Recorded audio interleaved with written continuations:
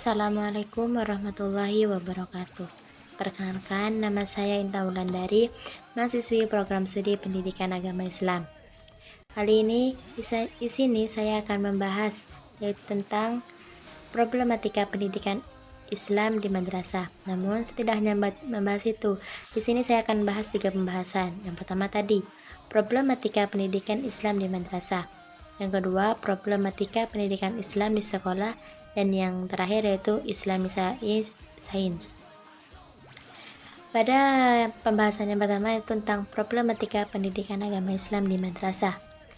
Problematika pendidikan agama Islam di madrasah dapat menjadi hambatan bagi kemajuan pendidikan Islam di pesantren dan madrasah pada khususnya, dan di Indonesia pada umumnya. Berbagai permasalahan yang dihadapi pondok pesantren baik dari internal maupun eksternal diperlukan solusi yang cerdas dan efektif agar dapat menyelenggarakan pendidikan Islam yang berkualitas.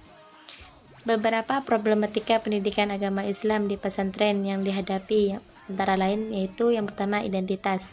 Pondok pesantren dituntut di suatu sisi mempertahankan identitasnya sebagai lembaga pendidikan Islam, dan di sisi lain dituntut relevan dan linier dengan perkembangan ilmu pengetahuan dan teknologi, sehingga luarnya fungsional dan kompetitif di tengah masyarakat.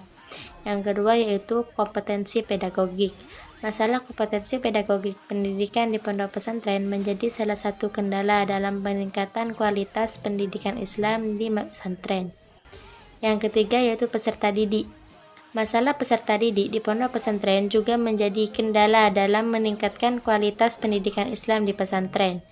Yang keempat yaitu potensi dan hambatan pembelajaran PAI. Potensi dan hambatan pembelajaran PAI di pondok pesantren juga menjadi kendala dalam meningkatkan kualitas pendidikan Islam di pesantren.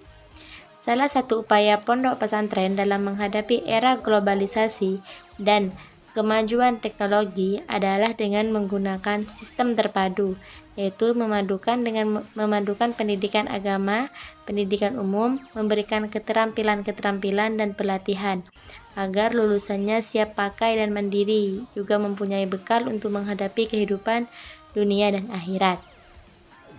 Dan selanjutnya kita akan lanjut ke pembahasan yang kedua, yaitu tentang problematika pendidikan Islam di sekolah.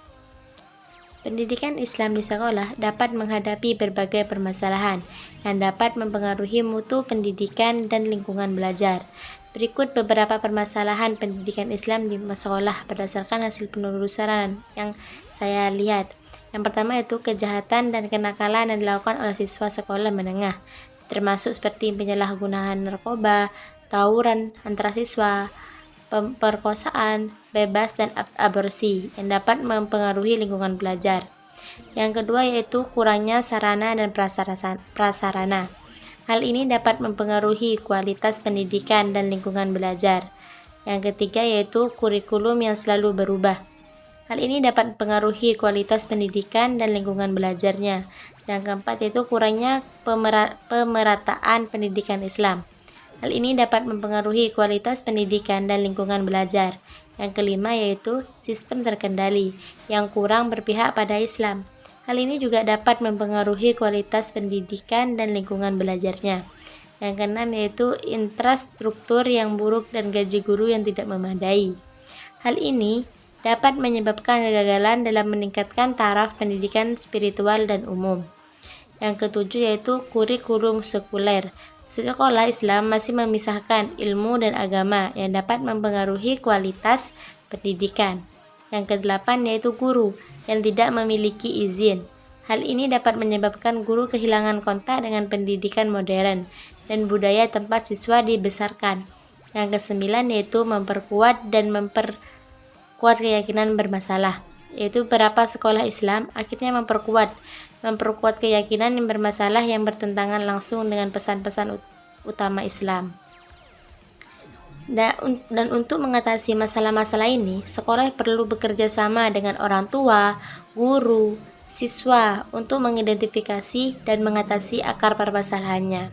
Sekolah juga dapat menyediakan lingkungan belajar positif yang mendorong siswa untuk belajar dan berkembang. Guru juga dapat berperan dalam mengidentifikasi dan mengatasi masalah ini dengan memberikan dukungan dan bimbingan kepada siswa. Sekolah Islam perlu mengedepankan pendidikan Islam dan memastikan kurikulumnya adil dan relevan dengan kebutuhan modern. Guru perlu dilatih dan dibayar secara memadai untuk memberi pendidikan yang berkualitas. Dan mungkin itu yang pembahasan dari yang kedua.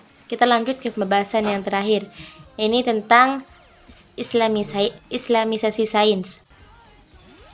Islamisasi sains mengacu pada integrasi nilai-nilai dan prinsip-prinsip Islam ke dalam bidang ilmu pengetahuan.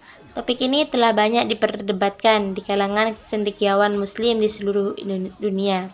Sebagian ulama berpendapat bahwa Islamisasi sains perlu dilakukan karena Islam merupakan agama yang komprehensif yang memuat kaidah dan ketentuan tentang seluruh aspek kehidupan, termasuk ilmu pengetahuan. Ada pula yang berpendapat bahwa Islamisasi sains tidak mungkin dicapai dan tidak diperlukan. Namun Said Hossein Nars, seorang pemikir Muslim, berkemuka meyakini bahwa spiritualitas Islam dapat diwujudkan dalam sains dengan membandingkan dengan apa yang telah dicapai Islam di masa lalu. Ia berpendapat bahwa pada masa keemasan Islam, ilmu pengetahuan telah memperoleh pencerahan dan mampu menyelamatkan manusia dari sifat merusak ilmu pengetahuan. Namun, ia juga mengajukan pertanyaan penting tentang apa yang akan terjadi jika sains benar-benar diislamkan, dan apakah sains akan terlihat berbeda dari sains yang kita kenal sekarang.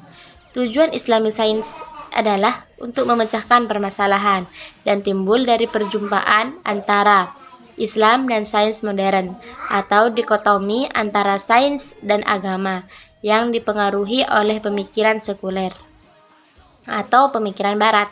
Program ini menekankan keselarasan antara Islam dan ilmu pengetahuan modern dan bagaimana ilmu pengetahuan dapat bermanfaat bagi komunitas Islam. Mungkin cukup sekian dari saya. Wassalamualaikum warahmatullahi wabarakatuh.